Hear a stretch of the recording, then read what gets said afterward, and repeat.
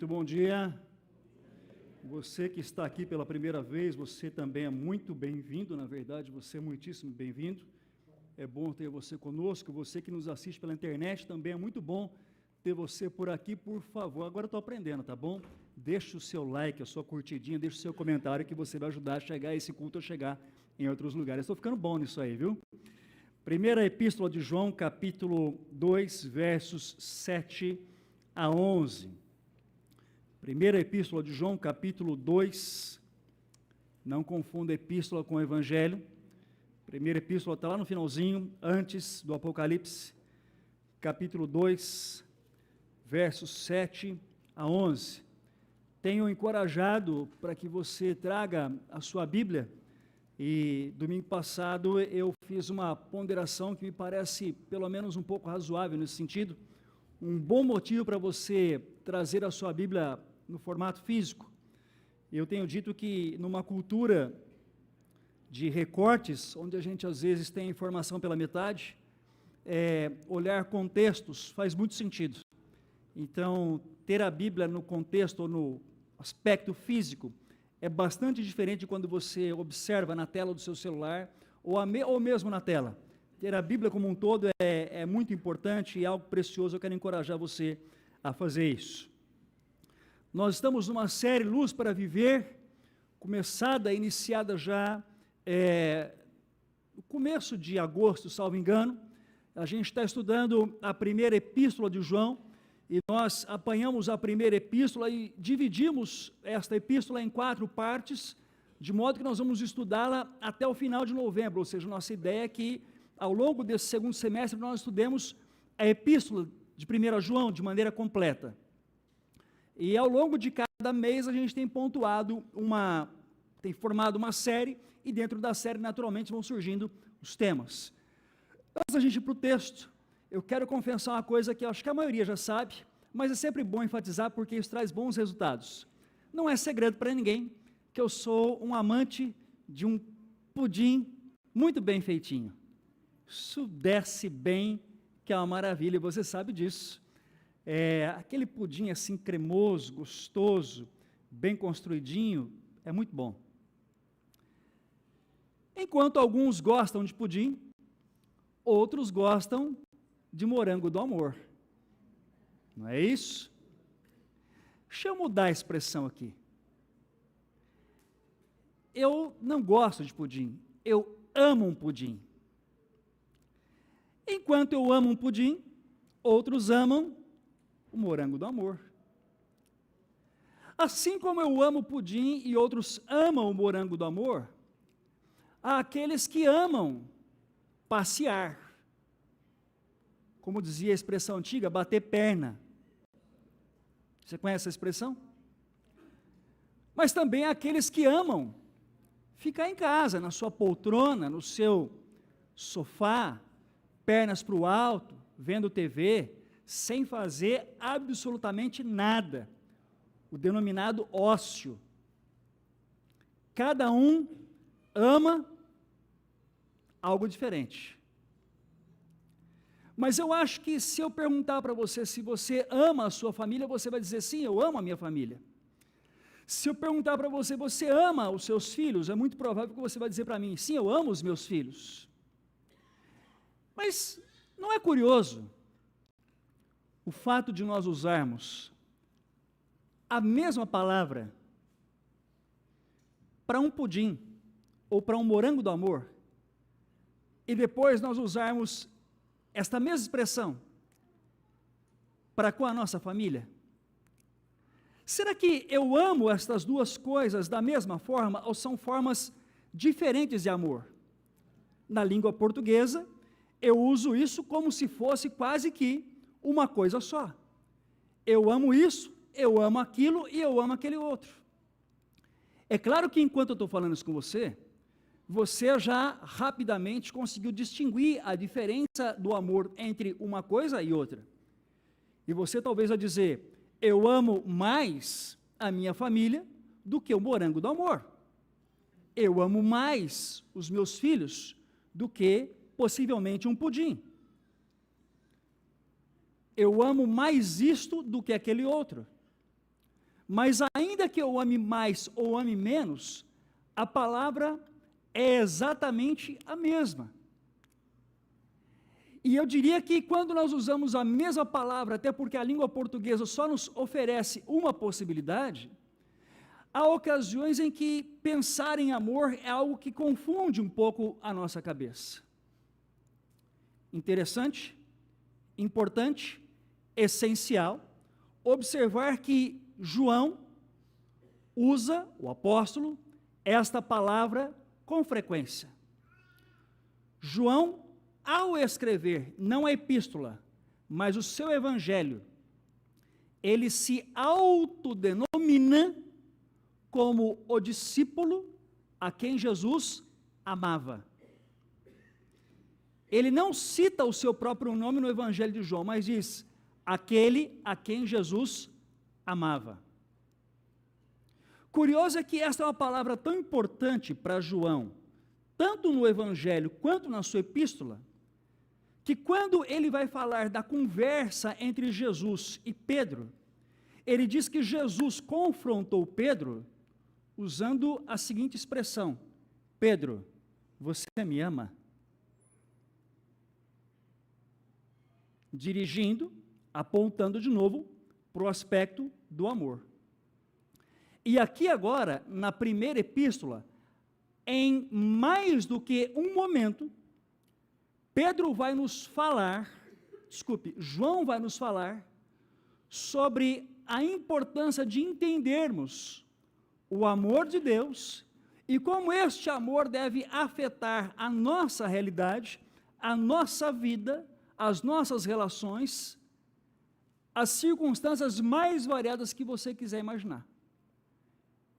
Porém, é importante que nós entendamos aqui algo crucial, essencial, antes de partirmos para o texto bíblico. Na fala de João, se eu não ligar não funciona nunca, né? Na fala de João, o amor, ele não é um simples sentimento.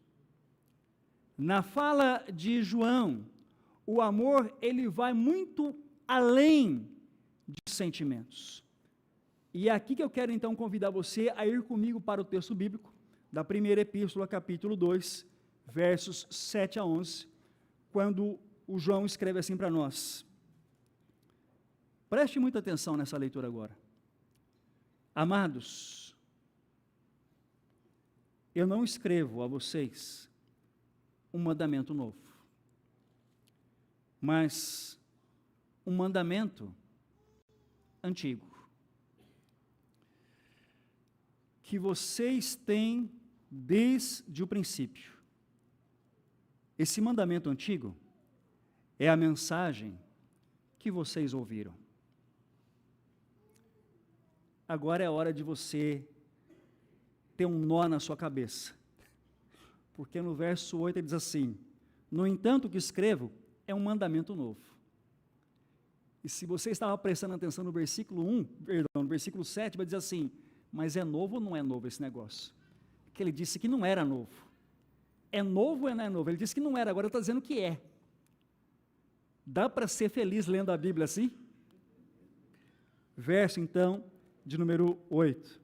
No entanto, o que escrevo é um mandamento novo, o qual é verdadeiro nele e também é verdadeiro em vocês. E ele é enfático, pois as trevas se dissipam e já brilha a verdadeira luz. Quem afirma estar na luz, mas odeia o seu irmão, continua nas trevas. Quem ama o seu irmão, permanece na luz, e nele não há causa de tropeço. Mas quem odeia o seu irmão, está nas trevas, e anda nas trevas, e não sabe para onde vai, porque as trevas, elas o cegaram. Eu quero dizer para você que a preocupação de João aqui é muito pontual, muito sólida, muito verdadeira, muito direcionada. Mas quando nós estamos olhando para estes versos, é importante que nós talvez possamos separá-los, criando talvez subdivisões ou algumas divisões, para que a gente entenda a fala de João, considerando que ele está dizendo que o amor não é algo opcional, mas é algo essencial para a vida de um discípulo. Parêntese importante: quando você ouve a palavra discípulo, esta palavra não é a palavra da moda, ok? Esta palavra é a palavra que você mais vai encontrar para aqueles que são seguidores de Jesus no Novo Testamento. No Novo Testamento, a palavra que nós tanto usamos, que é a expressão cristão, ela praticamente não surge, ela praticamente não aparece. Na verdade, a palavra cristão aparece 3 vezes no Novo Testamento. Enquanto que a expressão discípulo, que significa um seguidor do Senhor Jesus, aquele que segue e busca se tornar mais parecido com Ele, esta expressão, ela aparece de forma repetida ao longo de todo o Novo Testamento. Então, fecho o parêntese para considerar o seguinte: João está escrevendo, falando com pessoas que se tornaram seguidoras de Jesus, ou seja, discípulos de Jesus, e são pessoas que precisam entender o quão fundamental é a abordagem, o conceito, o fundamento do amor. Para isso, nós podemos, então, criar algumas divisões dessa fala de João, porque me parece que ele traz para nós algumas diretrizes de pensamento. Primeiro, ele vai falar para nós sobre o amor como um mandamento. Primeiro ponto, ele vai começar falando para nós sobre o amor como um mandamento. Depois ele vai falar para nós sobre o efeito esperado deste mandamento. E por último, neste trecho, ele vai falar para nós sobre a possível resposta contrária que nós podemos dar ao amor. Então, começando pelo começo, vamos entender o amor como mandamento. Repare você que ele começa no verso 7 dizendo: não escrevo um mandamento novo. Ora, qual é o mandamento ao qual ele está se referindo? Porque se você estiver prestando atenção no texto, ele não diz aqui qual é o mandamento. Ele não fala qual é o mandamento. Mas o mandamento, ele vai aparecendo conforme você vai lendo a epístola. E qual é o mandamento ao qual ele está se referindo? O mandamento ao qual ele está se referindo é o mandamento que havia surgido no Antigo Testamento, onde é dada a seguinte ordem, lá em Levítico: ama o teu próximo como a ti mesmo. Ama o teu próximo como a ti mesmo. E aqui nós precisamos parar e pensar um pouquinho acerca deste amor. Que tipo de amor é este? Porque aqui não se encaixa o conceito do amor tal como nós falamos no início. Aqui não se encaixa o amor onde eu digo: eu amo o morango do amor, assim como amo pudim, bem como amo a minha família, ou ainda amo o meu trabalho. Há um ponto importante. Na abordagem, na língua portuguesa, na verdade, não na língua, mas na cultura brasileira, nós costumamos misturar um pouco essas coisas, e para nós o amor, ele passa pelo trajeto do afeto. Então, se eu sinto algo por, eu amo. Se eu não sinto algo por ou por alguém, eu não amo. Mas, na perspectiva bíblica, em especial do Novo Testamento, você sabe que não é assim que as coisas funcionam. E uma das expressões traduzidas por amor para a língua portuguesa, que mais aparece, lembrando, o Novo Testamento, ele é escrito na língua grega. A palavra grega que aparece inúmeras vezes por trás da expressão amor é ágape. E o que é ágape? Alguns vão dizer, ágape é o amor de Deus. Sim, mas é algo talvez um pouquinho mais amplo do que isto. Porque ágape é o amor que age independente do outro. Ou seja, ágape é aquele que tem atitude sem esperar nada em troca. Este é o ágape. O ágape não é o amor que sente. O ágape é o amor que age. Eu tenho enfatizado dentro da própria fala do Evangelho de João, que no verso talvez mais conhecido em toda a história, em todo o mundo, que é o capítulo 3, verso 16, João nos ajuda a entender como é este amor ágape, quando diz assim, ó, porque Deus, você se lembra? Amou o mundo de tal maneira. Por que ele usa maneira? Para dizer, qual é a atitude? A atitude de Deus que revela este amor é o sacrifício da cruz. É o sacrifício, a atitude realizada na cruz que revela o amor. Então, o ágape é o amor que age. Você vai dizer, mas tem sentimento neste amor? A questão não é se tem sentimento ou não. A questão é que este é um amor de atitude, que está muito além dos sentimentos. Para você ter mais clareza sobre isso, o Novo Testamento diz que nós éramos inimigos de Deus. Então Deus nos amou enquanto seus inimigos? Sim. Paulo, apóstolo, vai dizer que nós éramos alvos da ira de Deus.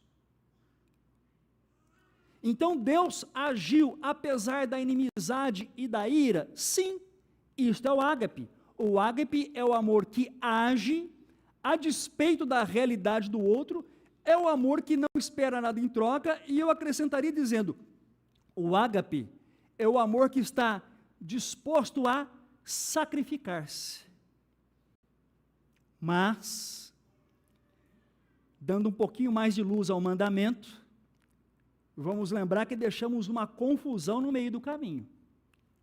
Porque quando lemos os versos 7 e depois 8, no verso 7 ele diz, eu não escrevo a vocês um mandamento novo, mas eu escrevo um mandamento antigo.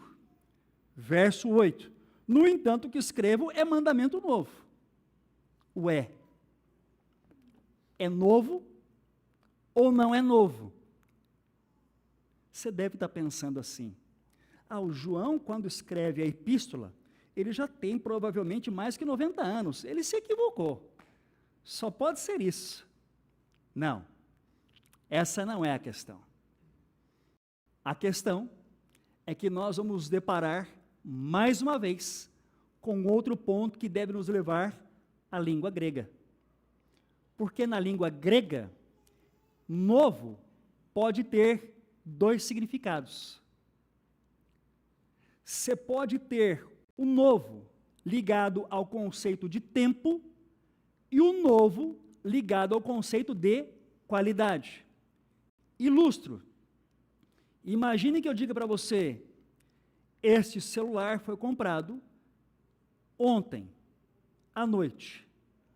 Tenha cuidado com o meu celular, porque ele é novo. O que é novo? Tempo. Foi comprado ontem à noite. Zerinho, tirei da caixa, maravilha. É só uma ilustração, ok? Mas tem um novo no conceito de qualidade. Quando eu digo para você, comprei esse celular o mês passado, mudou o tempo. Mas eu digo para você, mas este celular é última geração, revolucionário. Agora eu estou falando do quê? Da qualidade. é diferente. Quando João está falando, o mandamento não é novo, ele está falando do tempo. Eu não estou trazendo novidade para vocês. O mandamento já existia. Amem uns aos outros. Só que agora, verso 8, um novo mandamento eu trago para vocês. Ora, a que é que ele está se referindo? Ele está se referindo ao amor que nós encontramos em Jesus, o Cristo. Porque Jesus eleva o nível do amor em termos de qualidade. Jesus, ele estende o amor, amando o perdido. O perdido não era alvo de ninguém, no aspecto religioso, no tempo de Jesus. Mas ele fala da preocupação e do amor de Deus pelo perdido. Se você está tomando nota, coloque assim, vide Lucas capítulo 15, as 3 parábolas. Fecha este ponto. Segundo, o amor de Jesus é novo em qualidade, porque é um amor perdoador. Na cruz, ele ora e diz, Pai, perdoa-lhes. E a quem ele está se dirigindo? Aos seus inimigos. Perdoa-lhes, porque eles não sabem o que fazem. Este amor de Jesus, em termos de qualidade, ele é plenamente visto na relação entre Jesus e os 12. Jesus ama Pedro, apesar de Pedro ser cabeça dura, ignorante e violento. Você discorda? Veja o que acontece quando Jesus vai ser preso. Pedro saca a espada e corta a orelha do soldado do sumo sacerdote. Ele apenas pergunta a Pedro, tu me amas? Jesus ama Pedro. Jesus ama Tiago e João, apesar da prepotência de ambos, da arrogância que há no coração deles, a ponto de considerarem a hipótese de sentarem ao lado de Jesus, quando Jesus viesse a assumir o seu reinado. Ele ama Tomé, apesar da frieza e incredulidade de coração, mas Jesus ama Tomé. Este é o amor que está em Jesus, apresentado a nós agora em termos de qualidade. Então, qual é o mandamento? Eu volto com você no verso 8. O que escrevo é novo, encontrado em Jesus. Este mandamento novo, é verdadeiro nele e em vocês. Este mandamento, ele dissipa as trevas. Então, o nosso chamado aqui, como discípulos de Jesus em uma primeira instância, é aprendermos a andar neste amor. E é aí que está o ponto.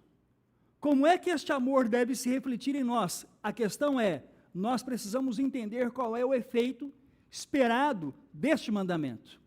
E o efeito esperado deste mandamento vai aparecer para nós no verso número 10, quando João diz, quem ama o seu irmão, permanece na luz, e nele não há o quê? Não há o quê? Não há causa de quê? De tropeço. Quem ama o seu irmão anda na luz, e nele não há causa de tropeço. Vamos tentar esmiuçar essas duas abordagens de João, quando ele fala, quem ama, permanece na luz. Lembre então que o amor que nós encontramos em Deus é o chamado amor ágape. A luz de Deus, enquanto essência, ela tem contida em si mesmo este amor que age em prol do outro. E nós somos chamados para vivermos, para agirmos em conformidade a este amor, que não necessariamente sente, mas que fundamentalmente age. Você vai se lembrar que certa feita alguém se aproximou de Jesus,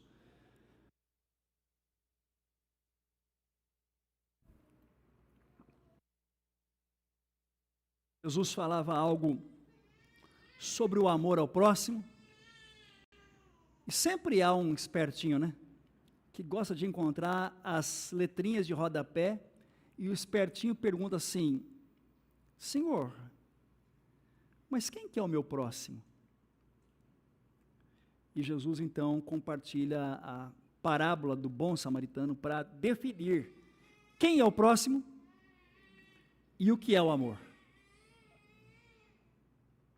E você vai se recordar que na parábola do bom samaritano, havia um samaritano, e também havia um homem que tinha sido assaltado e espancado pelo caminho.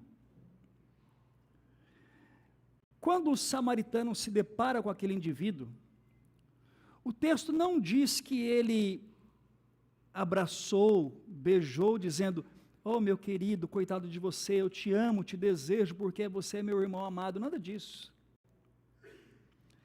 Mas o texto diz, e esta é a história contada por Jesus, que quando aquele homem, denominado de bom samaritano na parábola, viu o indivíduo caído à beira do caminho, pós o espancamento e tendo sido assaltado, aquele homem se aproximou, cuidou das feridas, da enfermidade do outro, colocou aquele indivíduo sobre o seu animal, levou aquele homem até uma hospedaria, e com os seus próprios recursos financeiros, ele pagou para que o homem continuasse a ser cuidado pelo dono da hospedaria, enquanto ele ali não estivesse. Em que momento há afeto nesta realidade, nesse cenário? Em nenhum momento. Mas o que você tem neste instante é uma demonstração clara, fatídica, objetiva, lúcida, sobre o que é amar ao próximo. Porque é o indivíduo que se move em direção ao outro e age como Jesus agiria. É o indivíduo que, a despeito da sua vontade, vai em direção ao outro e fala e faz e se move e se articula como Jesus faria. É aquele que responde à demanda diante dos seus olhos, não como ele sente, mas como ele sabe e entende que deve ser em conformidade com a obediência ao mandamento. É isso que se espera, este deveria ser o efeito do mandamento. Observe ainda que no final deste verso 10, e por isso que eu fui enfático, ele diz assim, no comecinho do verso 10 fala assim, quem ama o seu irmão, permanece na luz, age como Jesus agiria, e nele não há causa de tropeço. E eu fui chato para dizer, para que você falasse causa de tropeço. Vamos pensar nesta questão do tropeço? Sejamos sensatos para que nós entendamos que o amor não é sinônimo da ausência de conflitos. O amor não é sinônimo da divergência de pensamentos. O amor não é sinônimo da divergência de ideias, em alguns momentos até mesmo de posturas. Se você olhar para o Antigo Testamento, vai se lembrar que em Gênesis, num dado momento da vida de Abraão e do seu sobrinho Ló, eles tiveram que se separar. Havia um conflito entre os seus pastores que trabalhavam para eles, e Abraão chama Ló e diz assim, não é bom que tenhamos esta realidade entre nós precisamos os separar. Novo Testamento, Atos dos Apóstolos, há um dado instante em que Paulo e Barnabé têm uma divergência severa por causa do jovem João Marcos. Um entende de uma forma, outro entende da outra. Então, a divergência, ela pode acontecer. Entenda o seguinte, unidade não é sinônimo de uniformidade, todo mundo pensa igual, não é isso. E é bom que pensemos em alguns aspectos de forma diferente uns dos outros.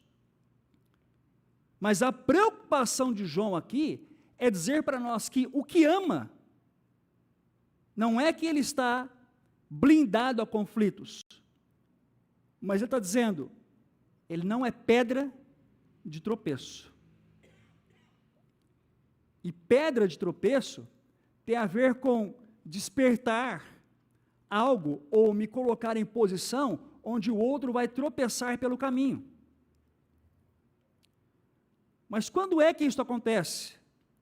O Paulo, na primeira carta aos Coríntios, nos adverte. Tome cuidado. E ele fala algo muito simples, que às vezes passa batido no nosso jeito de viver e de ser igreja. O Paulo fala sobre ter cuidado para não escandalizar o outro.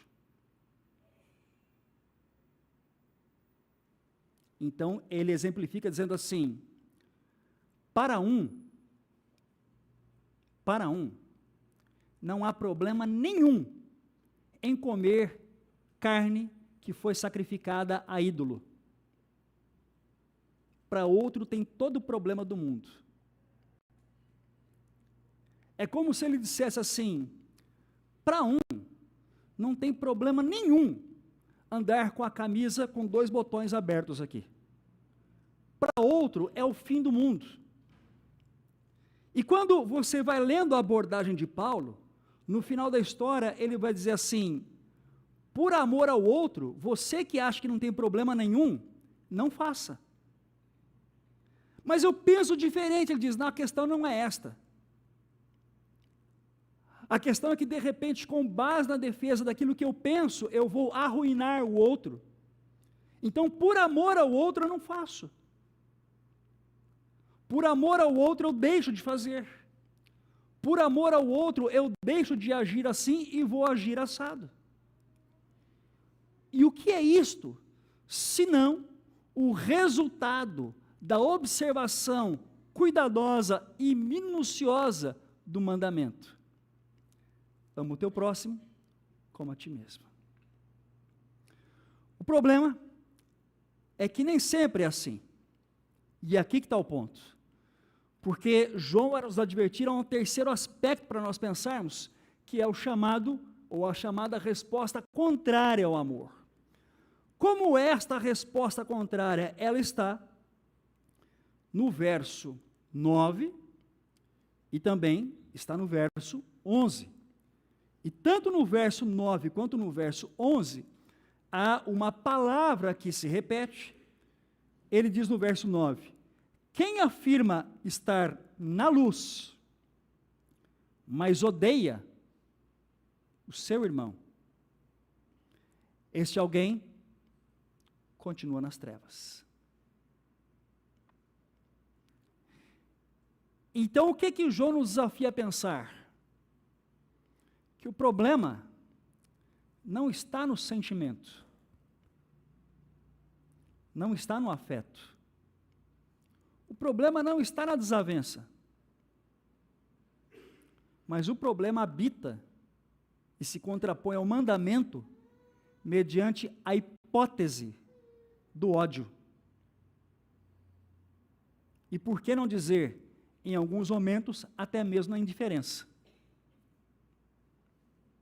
A hipótese tanto do ódio, assim como, talvez, da indiferença.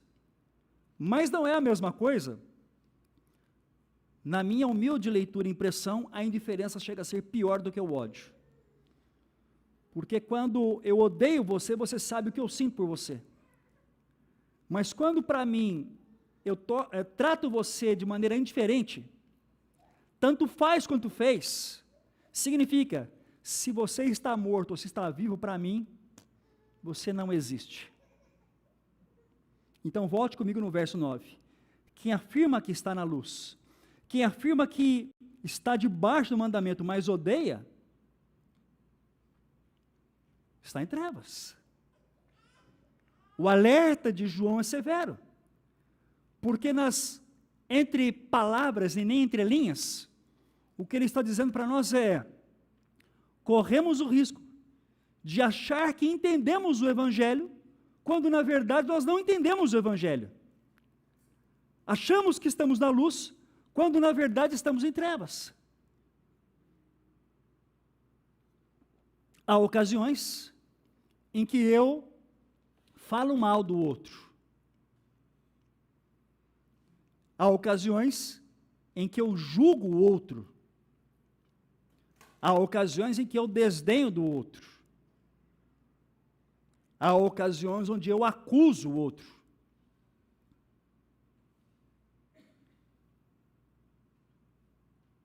Considerando a dimensão do desafio, você sabe que isso passa muito longe daquilo que de fato é o Evangelho. O ódio é algo tão contundente que quando você olha para a bela história de Saul, narrada no primeiro livro de Samuel no Antigo Testamento, você encontra um rei com potencial altíssimo para governar o seu povo. Mas você vai se lembrar que quando Israel é desafiado pelos filisteus, não há um homem sequer capaz de encarar os filisteus, na verdade o gigante filisteu chamado de Golias. Surge um menino chamado Davi. Os mineiros insistem em dizer que ele tinha de levar queijo no acampamento, e eu acho que é verdade, porque o texto diz isso. E ele então se depara com a realidade de Golias, ele enfrenta Golias e vence Golias. E quando ele vence Golias, Saul, que é o rei, se aproxima dele. Eles passam a viver de maneira próxima. Mas de repente, algumas mulheres fazem um negócio que não era para ter acontecido, né? Elas começam a cantarolar pela cidade. O Saul venceu milhares, mas o Davi venceu dezenas de milhares. E aquele cântico, aquele canto, aquilo vai entrando nos ouvidos de Saul. E Saul vai sendo tomado por uma amargura que vai corrompendo o seu coração, vai ganhando raízes.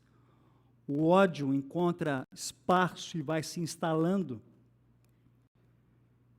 a ponto de, no mesmo capítulo de 1 Samuel, salvo engano, o capítulo 18, você ler nos primeiros versículos algo dizendo que Saul tinha recebido Davi em sua casa, mas pouco depois, por conta deste ódio, ele tenta matar Davi, que era agora o melhor amigo do seu próprio filho. Como é que a gente consegue viver coisas tão diferentes em períodos tão curtos? O ódio, por vezes, se instala no nosso coração. Essa é a resposta contrária ao amor. E pasme você, o próprio João tinha experimentado isso. Ele não experimentou isso antes de andar com Jesus, mas estou me referindo ao momento em que ele já estava andando com o Senhor, e ele permitiu que o seu próprio coração cultivasse este tipo de sentimento. Como assim? Há um dado momento da caminhada de Jesus com seus discípulos, aonde Jesus planeja estar entre os samaritanos. Na verdade, ele vai passar por um trajeto e vai encontrar samaritanos. Mas os samaritanos não querem receber a Jesus. E João, Não, tem coisa na Bíblia que se você não olhar com cuidado, você vai rir, porque parece que não é sério. João chega para Jesus e fala assim, Senhor, não sei se você conhece essa fala, mas é no mínimo hilária, né? Eu fico me olhando na cena, do lado de Jesus, eu não ia aguentar, porque ele diz assim, mestre, queres que façamos ele, Tiago, irmão dele, queres que façamos cair fogo do céu sobre este povo? Você acha que tinha pouca prepotência nessa fala, não? Você acha que tinha pouco ódio nessa abordagem? Por um momento, isso se parece com as ocasiões de trânsito, em que a gente solta aquele negócio que não devia ter soltado. Aquelas asneiras que a gente diz, no trânsito, na rua, na vida, são aquelas brechas de ódio que são contrárias ao mandamento. E aqui a fala de João é pontual, e eu quero ir com você agora para o verso 11, que ficou para trás. Mas, quem odeia o seu irmão, está nas trevas, e anda em trevas, mas não sabe para onde vai, porque as trevas o cegaram. O problema é que às vezes nós não percebemos que o ódio se instalou no nosso coração, na nossa alma. Nós não percebemos que estamos andando distantes da direção do próprio Jesus. Então o mandamento é claro, absurdamente desafiador, mas é necessário que estejamos atentos. Por quê? Porque de outra forma, ou nós nos apartamos do Evangelho, ou nós não conhecemos o Evangelho. E aí acho que fica claro para você agora, que de fato, o amor é muito mais do que um sentimento. O amor é muito mais do que o coração palpitando. O amor é como eu vou agir ou reagir para com o outro. Perfeitos nós não seremos. Mas a pergunta é, eu preciso repensar o amor na minha vida, história e jornada? Será que ao invés de continuar criticando este, aquele ou aquele outro, eu não deveria começar a orar? Será que ao invés de julgar, de condenar, eu não deveria talvez ouvir? Será que ao invés de ficar esperando que o meu coração bata mais forte, eu não deveria talvez agir? O amor é mais, muito mais, do que sentimentos. Vamos orar?